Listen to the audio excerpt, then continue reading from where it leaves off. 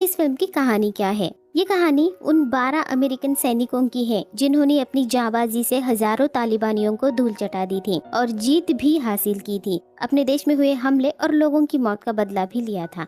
Film के शुरुआत में ही हमें कुछ हमले दिखाए जाते हैं जो कि अलग अलग टाइम पर अमेरिका में हुए थे। इन सब के पीछे एक ही नाम आता है और वो है ओसामा बिन लादेन का। और फिर यहाँ पे हमारी मुलाकात होती है फिल्म के मेन कैरेक्टर से, मतलब हमारे हीरो से, और उसका नाम है कैप्टन मिच। कैप्टन अभी अभी अपने नए घर में शिफ्ट हुआ है और अपनी वाइफ जेन के साथ और अपनी छोटी बेटी के साथ बहुत खुशनुमा माहौल में रह रहा है। लेकिन आज के दिन अमेरिका में कुछ बहुत ही ज्यादा बुरा घटने वाला है। और फिर कैप्टन की बेटी उसे एक न्यूज दिखाती है। ये एक ऐसी न्यूज होती है जिसे देखकर पूरा अमेरिका हिल चुका था और इसमें 10,000 लोग मारे जा चुके थे। अब ये न्यूज देखकर कैप्टन फौरन आर्मी हेडक्वार्टर पहुंच जाता है, जहां उसके आर्मी चीफ उसे देखकर कहते हैं कि तुम क्यों आए हो, तुम तो छुट्टी पर थे ना। तो कैप्टन कहता है कि मुझे अपने लोगों का बदला लेना है, जिसने भी ये किया है वो उसे छोड़ेगा नहीं। और अब चीफ ऑफिसर कैप्टन से कहते हैं कि तुमने कहा था कि तुम अब ग्राउंड में काम करना छोड़ देने वाले हो और सिर्फ डेस्क वर्क ही करने वाले हो। और कैप्टन अपने चीफ ऑफिसर से कहता है कि ऐसा नहीं है, मेरी टीम को मेरी जरूरत है। इसके बाद कैप्टन टेबल पर रखे हुए कुछ पेपर्स को चेक करता है और चीफ ऑफिसर को पूछता है कि क्या इस हमले की जिम्मेदारी तालिबान ने ली है। तो इसके बाद चीफ ऑफिसर कहते हैं कि नहीं, ये हमला अल-कायदा ने किया है। दरअसल अल-कायदा को ओसामा बिन लादेन फंड करता है। यहाँ पर कैप्टन कहता है कि वो अफगानिस्तान में जाएगा अपनी टीम के साथ और जिसने भी ये किया है उससे बदला लेगा। लेकिन उसका चीफ ऑफिसर गुस्से में उसको ऐसा कुछ भी करने से मना कर देता है, क्योंकि उसने खुद ही डेस्क वर्क चुना था और सभी सैनिकों को ट्रेनिंग ग्राउंड से फौरन आर्मी हेडक्वार्टर बुला लिया जाता है ताकि वो इन सभी मिशन को अंजाम दे सके और जिन्होंने भी ये हमला किया है उनको ढूंढ कर मार सके। और यहाँ पर ये न्यूज देखकर सभी सैनिक बहुत ही ज्यादा गुस्से में होते हैं। अब इसके बाद कैप्टन अपनी कैबिन में जाता है, जहाँ पर वो गुस्से में अपने डेस्क को लात मारता है जिससे कि वो डेस्क टूट जाता है। फिर अगले सीन में हम एक दूसरा ऑफिसर को देखते हैं जिसका नाम होता है स्पेंसर, जिनकी रिटायरमेंट काफी नजदीक आ चुकी होती है। वो अपने सीनियर के रूम में जाते हैं और वहाँ अपने रिटायरमेंट पेपर को फाड़ देते हैं। वो बोलते हैं कि अगर कैप्टन उनके साथ मिशन पर नहीं गया तो वो भी नहीं जाएंगे। और फिर इसके बाद उनका चीफ ऑफिसर मान जाता है और फिर अफगानिस्तान जाने से पहले सारे के सारे सैनिक अपनी अपनी फैमिली के साथ कुछ अच्छे पल बिताते हैं और फिर ये सभी लोग अपने अपने परिवार से अलविदा लेते हैं और अफगानिस्तान के लिए निकल जाते हैं। उसके बाद कैप्टन की टीम अफगानिस्तान पहुंच जाती है, लेकिन अफगानिस्तान में इनको इनके टारगेट पे पहुंचने से पहले अफगान बॉर्डर के 92 मील दूर इनका K2 बेस है। तो पूरी टीम K2 बेस पर लैंड होती है और वहां पर पहुंचकर कैप्टन और स्पेंसर की मुलाकात कर्नल मलहॉलैंड से होती है, जो कि कैप्टन का वहाँ पे इंटरव्यू लेना शुरू कर देते हैं। वो उसे बोलते हैं कि तुम इससे पहले कभी कोई ऐसे कॉम्बैट मिशन पर गए हो, तुम्हें मैं हजारों तालिबानियों के बीच में क्यों भेजूं? तब कैप्टन उनको जवाब में कहते हैं कि हमारे देश के ऊपर जो भी अटैक हुआ है, ऐसा अटैक पूरी दुनिया में अभी तक किसी के भी ऊपर नहीं हुआ है और यूएस आर्मी जो एयर स्ट्राइक करने वाली है उसका भी तो एक्सपीरियंस हमारी पूरी आर्मी में किसी को भी नहीं है। तो ये जवाब सुनकर कर्नल हॉलैंड थोड़ा इम्प्रेस हो जाते हैं और फिर वो उसे जानकारी देना शुरू कर देते हैं। वो बताते हैं कि तालिबान और अल-कायदा की फंडिंग ओसामा बिन लादेन देता है और उन लोगों को वो सब कुछ प्रोवाइड करता है जो कि हमारे पास है, जो कि सारे हथियार है, टैंक्स है, मिसाइल्स है। अब यहाँ पर कैप्टन के अंदर काफी गुस्सा भरा हुआ है क्योंकि बेवजह उसके देश के हजारों बेकसूर लोगों को मारा गया था।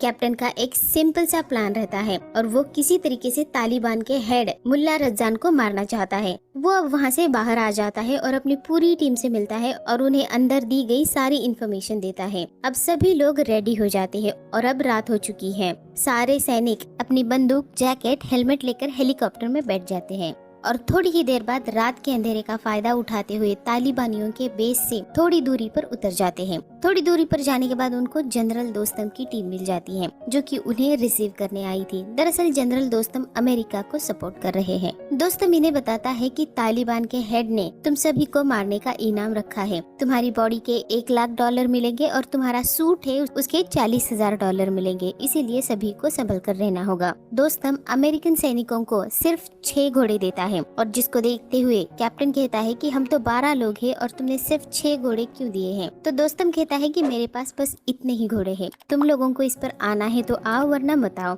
अब कैप्टन के पास कोई और ऑप्शन नहीं है, इसीलिए अपने कुछ साथियों को वहीं पर छोड़ देता है और उन्हीं के साथ दोस्तम के लोग भी वहीं रुक जाते हैं। और इधर मुल्ला रजान जो कि तालिबान के सरदार है, जिसने अपने ही कानून बना रखे हैं, वो एक टीचर को बहुत सारे लोगों के सामने बैठा देता है और उसकी बेटी के सामने ही उसे मारने वाला होता है। वो उसकी बेटी से पूछता है कि कौन सा जानवर है जिसकी गर्दन सबसे लंबी होती है, तो उसकी बेटी जवाब देती है कि जिराफ होता है। और यहाँ पर इस टीचर का पति भी होता है जो मुल्ला रजान से भीख मांगता है कि हमें प्लीज छोड़ दो, पर इन तालिबानियों को उन पर कोई भी रहम नहीं आता। जब उस टीचर को एहसास होता है कि अब वो नहीं बच सकती और वो मरने वाली है, तब वो अपनी बेटी की तरफ देखती है और बोलती है कि बेटी तुम्हें हिम्मत रखनी होगी, और तभी रजान उसे गोली मार देता है और इसकी वहीं पर मौत हो जाती है। रजान जानवर है और सिर्फ इनको पैसा और दहशत कमानी है। अब रजान बोलता है कि इस शहर में कोई भी लड़की जो कि 8 साल से ऊपर है वो स्कूल नहीं जाएगी और पढ़ाई नहीं करेगी। दरअसल तालिबान ने जब से अफगानिस्तान पर कब्जा किया हुआ है, कुछ ऐसी ही मनमानी कर रहे हैं, अपने ही कानून लगा रहे हैं और जिसे चाहे उसे मार देते हैं। वही दूसरी तरफ कैप्टन और दोस्तम चलते चलते एक गांव तक पहुंच जाते हैं, जिस गांव का नाम होता है बेचम। वो पूरा गांव तालिबान के अंडर होता है। उससे 25 मील की दूरी पर मज़ारे शरीफ होता है, जहां पर मुल्ला रजान मौजूद है। यहाँ इस गांव में सिर्फ आम आदमी रहते हैं जो कि अफगानिस्तान के नागरिक है। अब वहाँ पर पहुँचते पहुँचते अंधेरा होने लगता है, इसीलिए कैप्टन और उसकी टीम डिसाइड करती है कि आज की रात वो इस गुफा में गुजारेंगे और अगली सुबह होते ही उन लोगों पर एयर स्ट्राइक करेंगे। अब रात हो जाती है और सारे लोग आराम करने लगते हैं। फिर वहाँ कैप्टन के पास दोस्तम आता है और उसे पूछता है कि मेरे आने पर तुम्हारे लोग खड़े क्यों नहीं होते। तो कैप्टन उसे कहता है कि तुम हमारे गेस्ट हो, हम तुम्हें प्रोटेक्ट करेंगे, हमें इस चीज के लिए ट्रेन नहीं किया गया है। ये सुनकर दोस्तम कैप्टन से कहता है कि यही फर्क है तुम्हारे और मेरे लोगों के बीच में, तुम लोगों को इज्जत करनी नहीं आती। ये बोलकर वहाँ से दोस्तम चला जाता है। उधर K2 बेस में कर्नल को एक लेडी ऑफिसर आकर बताती है कि कैप्टन की टीम ने सप्लाई ड्रॉप मांगी है, उन्हें कुछ गियर और कुछ खाने का सामान चाहिए। वो अभी कोबाकी लेक के पास ठहरे हुए हैं। उन्होंने अपने 6 लोगों को बेस पर छोड़ दिया है क्योंकि उनके पास सिर्फ 6 ही घोड़े थे। घोड़ों का नाम सुनकर कर्नल को शौक लग जाता है कि अमेरिका ने खुद को इतना हाईटेक बनाया है, उसके बावजूद भी वो घोड़ों का इस्तेमाल कर रहे हैं। सुबह होने पर कैप्टन की टीम निकल पड़ती है। थोड़ी ही दूर चलने के बाद इन्हें तालिबान का जो पहला कैंप है वो दिखाई पड़ता है। वो उनके काफी करीब आ जाता है। जब कैप्टन अपनी दूरबीन से देखता है तो उनके पास हर तरह के हथियार होते हैं, वो काफी सारी तादाद में भी होते हैं। और ये देखकर कैप्टन दोस्तम से कहता है कि मुझे इनके थोड़े पास जाना होगा ताकि मैं फाइटर प्लेन को उनकी सही लोकेशन बता सकूं। लेकिन दोस्तम कहता है कि तुम्हें वहां जाने की कोई भी जरूरत नहीं है, मैं तुम्हें सही लोकेशन, सही कोऑर्डिनेट्स बता देता हूँ। तो कैप्टन दोस्तम पर भरोसा कर लेता है और उसके दिए हुए कोऑर्डिनेट्स फाइटर प्लेन को भेज देता है। और थोड़ी ही देर बाद वो प्लेन से वहाँ पर बम गिराना शुरू कर देते हैं। बम गिराते ही दोस्तम के साथी काफी खुश हो जाते हैं, जैसे कि उन्होंने पहली बार बम गिरते हुए देखे हो। लेकिन कैप्टन देखता है कि बम गलत लोकेशन पर गिर रहे हैं और वहाँ से दुश्मन भाग रहे हैं, इसीलिए वो घोड़ा लेकर उनके और करीब जाता है और सही कोऑर्डिनेट्स भेजने लगता है। लेकिन तभी उन पर फायरिंग शुरू हो जाती है और इसी बीच एयर स्ट्राइक होने लग जाती है, जिससे कि तालिबान के सारे ठिकाने तबाह होने लगते हैं। दोस्तम कहता है कि अब हम कल हमला करेंगे, आज के लिए बस इतना ही काफी है। कैप्टन को कुछ समझ नहीं आता कि उसने ऐसा क्यों किया, फिर भी वहाँ से वो चले जाते हैं। और उसके बाद यहाँ पर हम एयर ड्रॉप्स को देखते हैं जो कि कैप्टन ने अपने हेडक्वार्टर से मंगाए हुए थे। लेकिन कुछ एयर ड्रॉप्स गलत जगह पर गिर जाते हैं और गांव वाले उसे उठा लेते हैं। फिर उन एयर ड्रॉप्स को सैनिकों को पैसे देकर खरीदना पड़ता है उन गांव वालों से, मतलब उनके खुद के ही एयर ड्रॉप्स उन्हें पैसे देकर खरीदने पड़े हैं। एक गांव वाला उनकी सोल्जर जैकेट और सूट चुरा लेता है और वहाँ से बड़े ही आराम से निकल जाता है। अब अगले दिन कैप्टन और दोस्तम उसी जगह पर जाते हैं और फिर से एयर स्ट्राइक करवाते हैं और फिर कैप्टन की टीम और तालिबानियों के बीच में काफी भयंकर फाइट हो जाती है। वहाँ हमें तालिबान का हेड भी दिखाई पड़ता है। वो मौके का फायदा उठाकर वहाँ से भाग जाता है। कैप्टन की टीम बचे हुए सारे तालिबानियों को वहाँ पर मार गिराती है। इसमें कैप्टन के साथ एक बच्चा भी होता है जो कि इस लड़ाई में मारा जाता है। अब कैप्टन के पास एयर सपोर्ट नहीं था, इसीलिए अभी इनको यहाँ से वापस जाना होगा। यहाँ पर यूएस आर्मी ने स्ट्राइक कर करके आधे से ज्यादा तालिबान को मार गिराया था। अब इन्हें इनके आखिरी पड़ाव तक जाना है जो कि था मज़ारे शरीफ, जो कि तालिबानियों का मेन अड्डा था। और इसी जगह पर उन्हें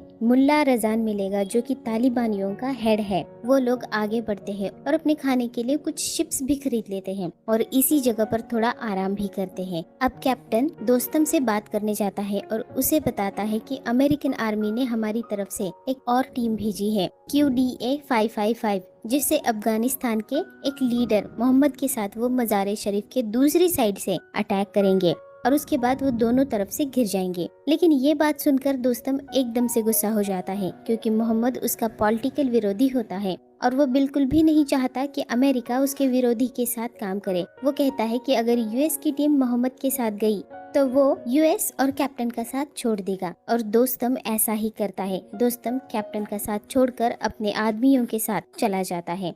अब कैप्टन अपने साथियों को ये बात बताता है, जिससे कि उनका मॉरल थोड़ा सा डाउन हो जाता है, लेकिन वो लोग हार नहीं मानते और आगे निकल जाते हैं। यहाँ पर कैप्टन की जो दूसरी टीम होती है वो भी आ जाती है, जिसे कि अमेरिकन आर्मी ने भेजा था। यहाँ से थोड़ी ही दूर चलने पर इन्हें मज़ार शरीफ दिख जाता है, लेकिन वहाँ के हालात इनकी उम्मीद से भी ज्यादा खतरनाक होते हैं। यहाँ पर काफी सारे दुश्मन के लोग होते हैं, उनके पास अलग अलग तरह के हथियार होते हैं, टैंक्स होते हैं, रॉकेट लॉन्चर भी होते हैं। अब ये लोग बहुत ज्यादा होते हैं, तो कैप्टन पहले यहाँ पर एयर स्ट्राइक करवाते हैं, और ये बहुत बड़ी एयर स्ट्राइक होती है, जिससे कि पूरी जगह तबाह हो जाती है, जिसमें बहुत सारे लोग मारे जाते हैं। फिर सारे लोग आगे बढ़ते हैं और गन फाइट करने लगते हैं। तभी स्पेंसर की टीम के पास खुद को सरेंडर करने के लिए कुछ तालिबानी आ जाते हैं। उन्हें देखकर स्पेंसर अपने एक साथी से कहता है कि हमें इन लोगों को चेक करना चाहिए, लेकिन तभी उन तालिबानियों में से एक खुद को बम से उड़ा देता है और फिर हर तरफ तबाही मच जाती है। इसी तबाही में स्पेंसर भी काफी ज्यादा जख्मी हो जाता है और बेहोश हो जाता है।